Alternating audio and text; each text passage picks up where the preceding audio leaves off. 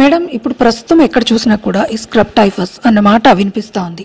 ఇది ప్రమాదకరమని కొన్ని చోట్ల ఎక్కువగా ప్రచారం జరుగుతుంది. అసలు దీని గురించి ఎక్కువగా పట్టించుకోవాల్సిన అవసరం లేదు అనేది కూడా ఇంకో మాట వినిపిస్తుంది. కానీ ప్రజల్లో అయితే ఒక ఆందోళన అయితే ఉంది. ఏంటి మేడం అసలు దీని సంగతి? ఇది స్క్రబ్ టైఫస్ అనేది కొత్తగా వచ్చిన డిజీజ్ ఏం కాదు, ఇంత ముందు కూడా ఉన్న డిజీజే.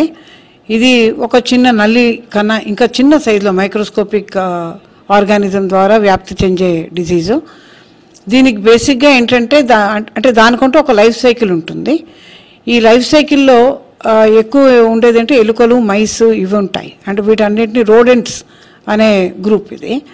సో ఆ గ్రూప్ ఆఫ్ ఆర్గానిజమ్స్లో ఇవి ఇప్పుడు స్క్రబ్ టైఫస్ కలిగించే ఒక చిన్న మైట్ లాంటి ఆర్గానిజం దీని లైఫ్ సైకిల్ రోడెంట్తో లింక్ అయి ఉంటుంది. సో జనరల్గా ఏంటంటే సాయిల్ బేస్డ్ ఇవి కాకుండా ఇంకేదైనా చిన్న చిన్న ఆర్గానిజమ్స్ మట్టిలో ఉండే వాటిలోంచి ఇది వ్యాప్తి చెందుతుంది. హ్యూమన్ బీయింగ్ అనేది ఒక యాక్సిడెంటల్ హోస్ట్. అంటే అంటే మధ్యలో అంటే మనం దూరుతాం అంతే తప్ప ఇది దాని రెగ్యులర్ సైకిల్లో రారు. సో ఎప్పుడైనా ఇది ఈ చిన్న నల్లి లాంటిది, మైట్ లాంటిది హ్యూమన్ బీయింగ్ని కుట్టినట్టయితే దానివల్ల స్క్రబ్ టైఫస్ రావడానికి ఛాన్స్ ఉంది. అలా అని కుట్టిన అందరికీ వస్తుందని కాదు, ఎవరికైతే కొంచెం ఇమ్యూనిటీ తక్కువ ఉంటుందో ఇలాంటి వాటిలలో మేనిఫెస్ట్ అవుతుంది. అంటే ఎక్కువగా ఈ ఏదైతే ఇప్పుడు మీరు చెప్పినట్లుగా నల్లి జాతికి సంబంధించిన కీటకం కుడితే కనుక ఈ స్క్రబ్ టైఫస్ వస్తుంది అనేది అని అంటున్నారు. ఎప్పటి నుంచో ఉందని కూడా అంటున్నారు. కానీ ఇప్పుడు చూస్తే కనుక దాని మీద ఎక్కువగా డిస్కషన్స్ జరుగుతున్నాయి. అంటే ఎలాంటి లక్షణాలు ఉంటాయి ప్రధానంగా, ఒకవేళ వెంటనే కనుక మనం గుర్తించే అవకాశం ఉంటుందా?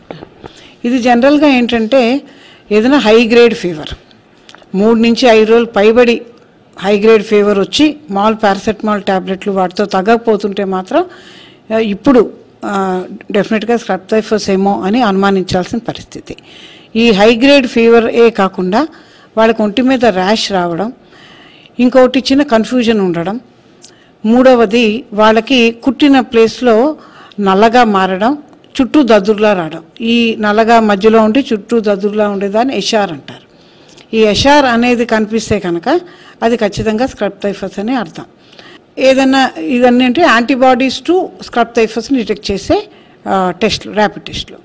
ఇప్పుడు మనం ఈ మధ్యకాలంలో ఎక్కువ వస్తుంది కాబట్టి మనం కేజెస్లో డెఫినెట్గా ఫీవర్ 3 to 5 days కన్నా మించి ఉండి 103 ఆ రేంజ్లో హై గ్రేడ్ ఫీవరు అలా అనుకున్నప్పుడు ఏ కేసుకైనా మనం కామన్గా malaria, dengue fever, scrub typhus 3టికి టెస్ట్ చేస్తున్నాం.